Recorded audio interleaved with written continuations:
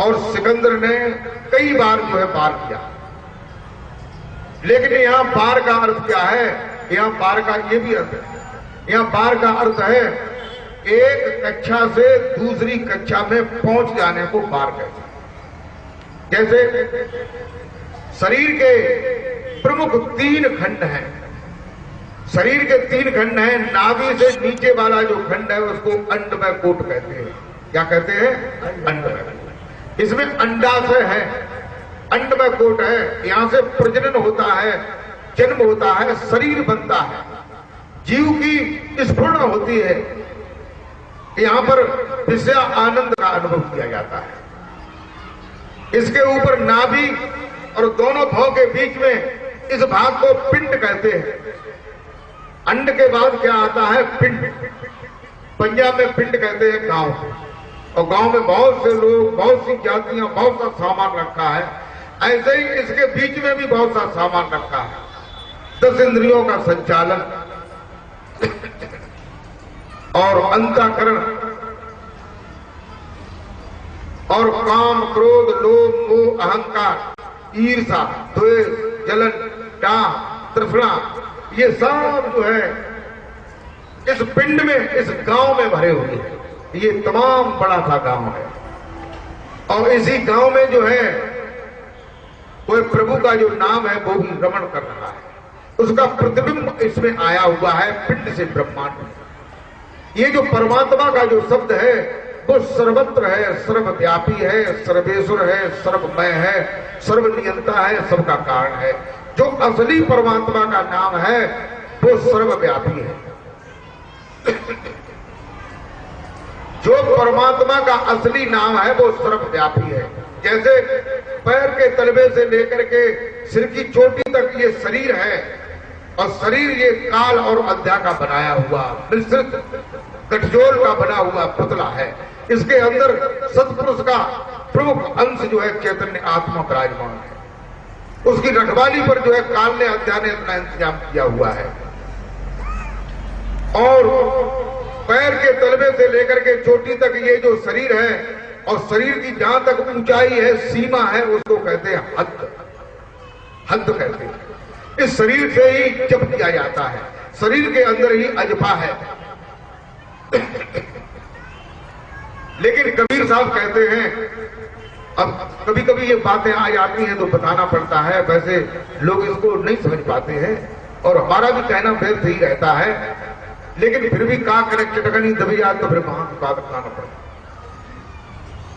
कबीर साहब कहते हैं, क्या कहते हैं कि जाप मरे अरो अजपा मरे। ये दोहा जो है तुम्हारे हिंदुस्तान में जितने भी मत, धर्म, पंथ, सिद्धांत जितने चल रहे हैं, सभी सिद्धांतों के देश को, सभी सिद्धांतों के स्वभाव को, सभी सिद्धांतों की मूल स्थिति को खत्म कर देता है। कबीर साहब का एक ही दोहा जो है सभी धर्मों को, सभी पंथों को ध्वस्त करके नीचे डाल देता है। तो कौन सा दोहा है? सुने कि जाप मरे अरु अजपा मरे अरु अनहद हूँ मर जाए। जाप मरे अजपा मरे अनहद हूँ मर जाए। जाप मरे अजपा मरे अनहद हूँ मर जाए।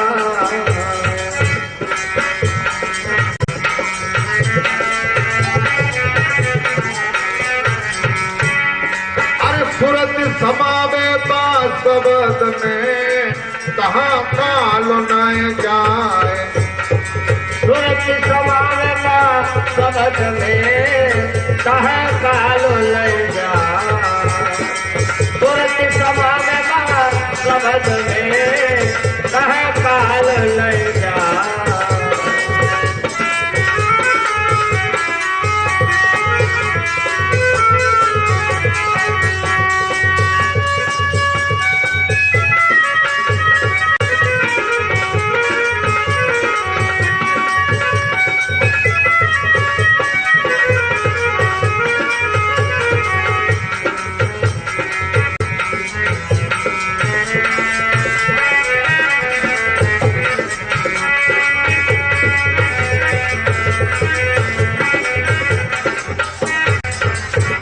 कहते हैं कि जाप मरे।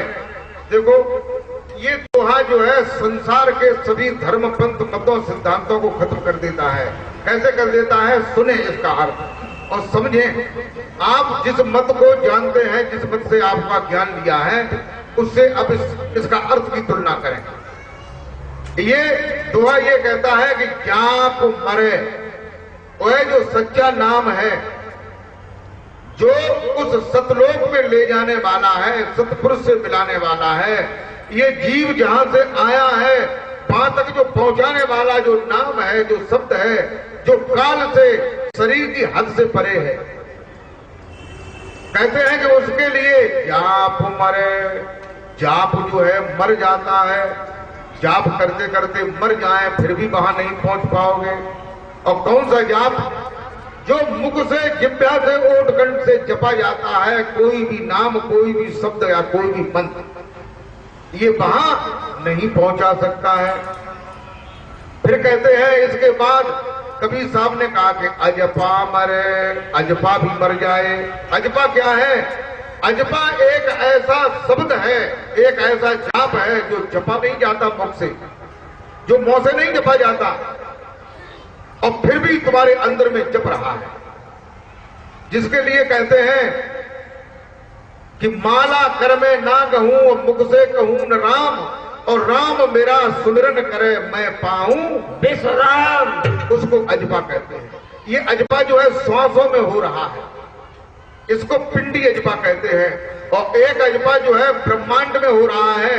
ये जो पिंड में अजपा हो रहा है, इसके दो भाग हैं, दो टुकड़े हैं, एक श्वास के आने पर, एक श्वास के जाने पर। और ब्रह्मांड में भ्रमर गुफा पर यह साबित है, दो टुकड़े नहीं है, पूरा है साबित। और ब्रह्मांड से परे जिसकी बात हो रही है, और इसी ब्रह्मांड में अनहद है, इसी ब्रह्मांड में अनहद के शब्द हैं। इसी ब्रह्मांड में 6 मुकाम हैं, और 6 मुकामों पर अलग अलग अनहद नाद की ध्वनियां आ रही हैं, जिनको सुनने से रिद्धियां सिद्धियां प्राप्त होती हैं, जिनको सुनने से रिद्धियां और सिद्धियां और शक्ति, पावर, ज्ञान उत्पन्न होता है। कबीर साहब कहते हैं कि जाप मरे, वहां पहुंचने के लिए जाप भी मर जाता है, और वो अजपा मरे। और शरीर में एक पिंड में अजपा है और एक ब्रह्मांड में अजपा। ब्रह्मांड में 2 अजपा है, एक ब्रह्मांडी अजपा है, एक मूल अजपा है। मूल अजपा जो सीधा सीधा जो सहज शब्द से प्रकट हुआ है। और उसके अलावा इस शरीर में 84 और अजपा है। 84 और अजपा है जो कोई जप नहीं रहा है, स्वयं जप रहे हैं, स्वयं हो रहे हैं, जिनमें स्पंदन हो रहा है। जप कहते हैं, शब्द कहते हैं स्पंदन, शब्द कहते हैं धड़कन, शब्द कहते हैं वाइब्रेशन, शब्द कहते हैं प्रादुर्भाव धुनात्मक। तो ये अजपा जो है 84 प्रकार का अजपा अलग अलग हो रहा है। और एक पिंड में अजपा है, और ब्रह्मांड में ब्रह्मांडी अजपा है, फिर ब्रह्मांड के सिरे पर मूल अजपा है।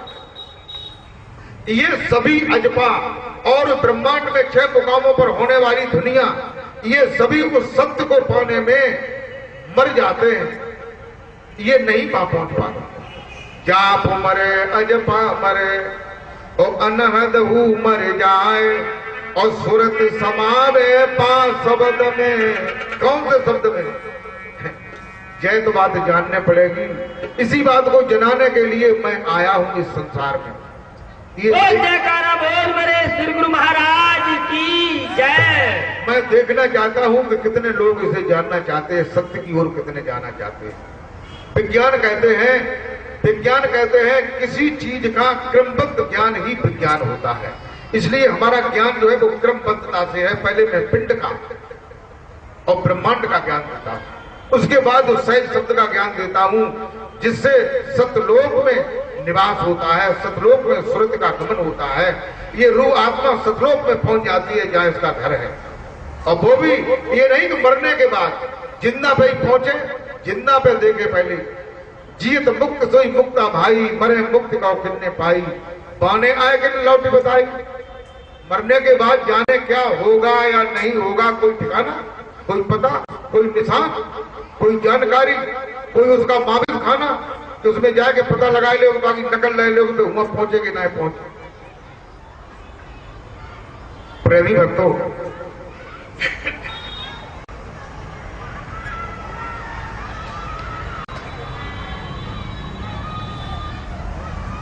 इसलिए जो है उस क्रमबद्ध ज्ञान को क्रम से जान करके वहां पहुंचो जहां तुम्हारा घर है, जहां असली मुकाम है, जहां से ये जीव आया हुआ है।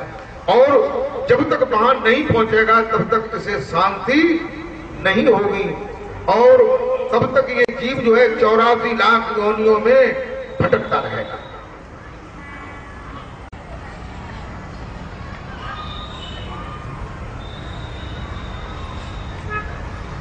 प्रेमी भक्तों, संतों में और सदगुरुओं में कितना पावर है ये दुनिया के लोग नहीं जानते। अच्छा, क्यों नहीं जानते हैं? संत सदगुरुओं ने खुद अपनी मट्टी खराब कर दी, भेष बनाए गए, डिजाइन बनाए गए। कोई इलेक्शन में लड़े रहो, कोई अपने और काले धंधे कर रहा है, कोई जो है तरह तरह के जो है आवेश कर रहा है, लोगों को ठग रहे हैं। इन लोगों ने जो सच्चे संत हैं उन संतों का जो है उनकी महिमा को खत्म कर दिया। लेकिन ये याद रखे कि सच्चे संतों की महिमा कभी खत्म नहीं होती है। चाहे जयकारा बोल मेरे श्री गुरु महाराज की जय। ये काल के भेजे हुए जो गुरु और सदगुरु हैं वो काल के दायरे में ही अपना नाम, भजन, जप, ये चीजें बता करके और दुनिया के जीवों को फंसा रहे हैं और ठग रहे हैं। ऐसे लोगों के चक्कर में आकर के जीव जो है वो भ्रमित हो जाता है, भ्रम में पड़ जाता है कि आखिर असली बात क्या है।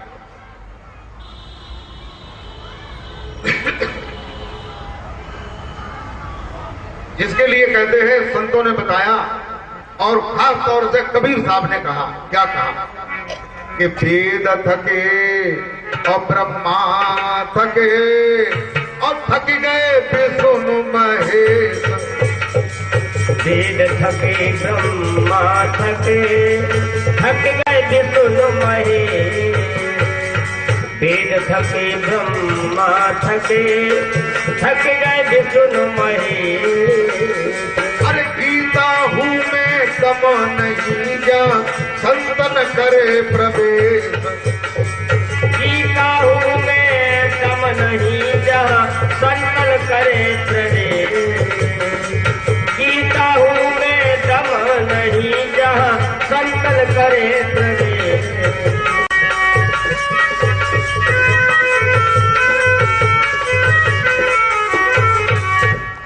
कहते हैं कि वेद थके, किसके लिए? उस सत्य को पाने के लिए, उस परमेश्वर को पाने के लिए वेद थके, ब्रह्मा थके। वेद भी थक गए, ब्रह्मा भी थक गए, और भगवान विष्णु भी थक गए, भगवान शंकर भी थक गए। और गीता भी वहां उस बात की बात नहीं कहती है जो बात सत्य की है। गीता में, रामायण में, पुराण में, बाइबल में, चारों वेदों में, सब में जो है काल के दायरे की ही बात है। संतों की महिमा के लिए कहते हैं कि एक गांव में एक सज्जन थे, उनका नियम था कि वो हर पूर्णमासी को गंगा स्नान करने जाया करते, हर पूर्णमासी। थे वो गृहस्थ। उनका जब विवाह हुआ तो उन्होंने विवाह जो है अन्य किसी दशाओं में से नहीं किया, गंगा के किनारे से ही विवाह किया। जगह जा नाते से जब जाओ करेंगे तब गंगा में स्नान कर लिया करेंगे। एक दिन क्या काम हुआ कि घर गृहस्थी के काम में, खेत के काम में वो उलझे रहे, और उलझे क्या हुआ कि थोड़े से लेट हो गए। लेकिन फिर भी उन्होंने हाथ पांव धोए और घोड़ा अपन और टांगो और लव सोटा और भाग गए। भागत भागत जो है अंधेरा हो गया। गंगा जी थोड़ी दूर रह गई। वहां पास में एक जो है महात्मा जी का आश्रम था, वहां एक संत जी रहते थे। वहां एक बहुत बड़ा सरोवर था। वहां हर वर्ष में एक संतों का सम्मेलन हुआ करता था। तो वे बेचारे जो है वहां पहुंचे और पहुंच करके महात्मा जी को प्रणाम किया। महात्मा जी ने कहा, बेटा कहां से आए हो और कहां जा रहे हो?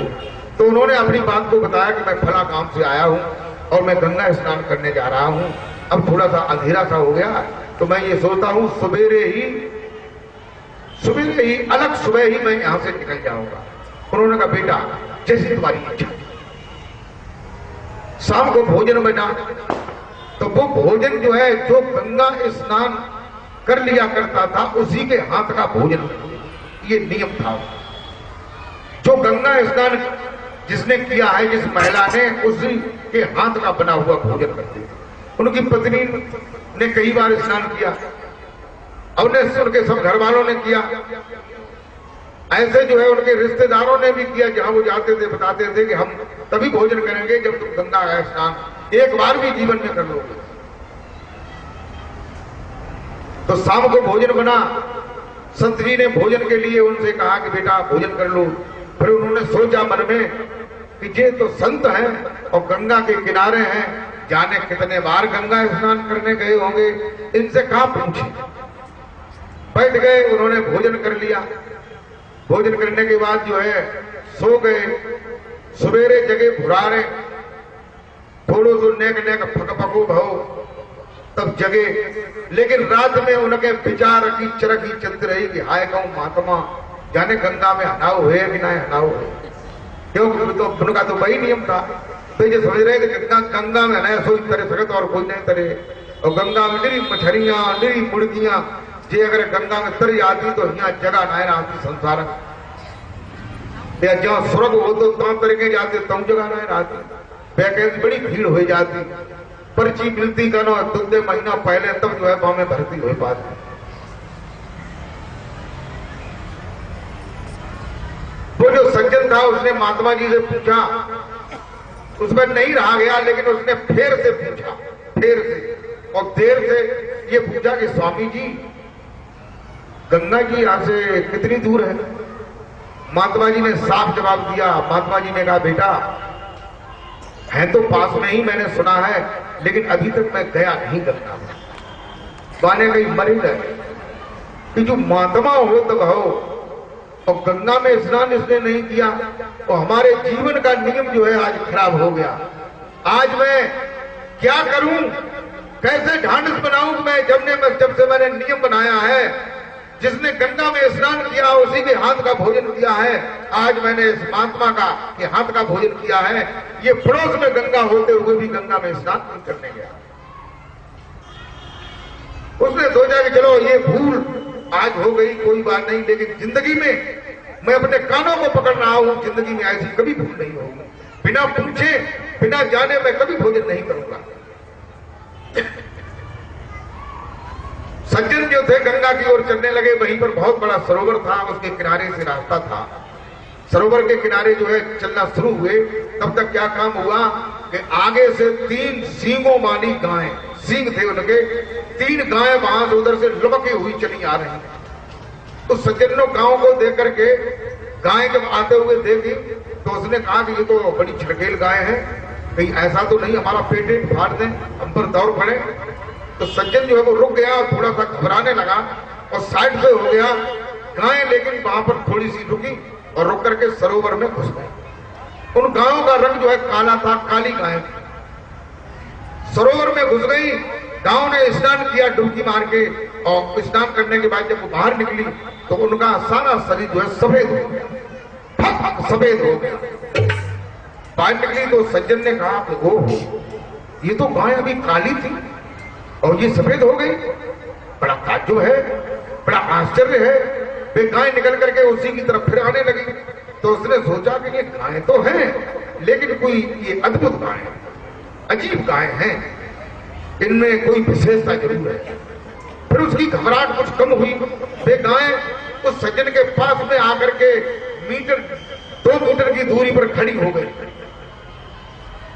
तो उसने सोचा कि ये तो खड़ी हो गई, बड़ी सज्जन मालूम पड़ती हैं, ये हमें मारे।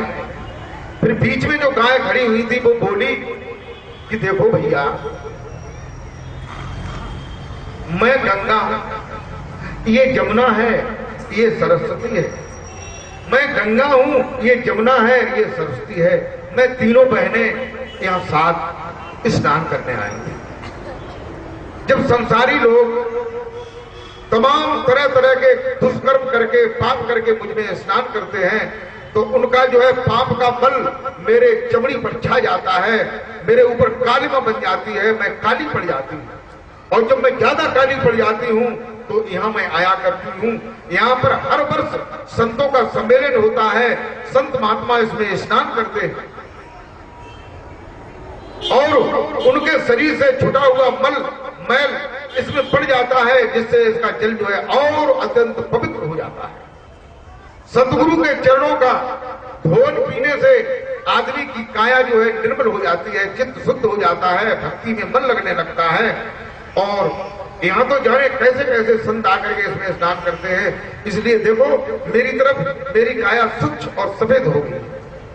बोलिए गोविंद भगवान की जय। उस सज्जन ने सोचा कि अच्छा तो ठीक है बात, ये महात्मा जो है इन्होंने गंगा स्नान जरूर नहीं किया। जब गंगा खुद यहाँ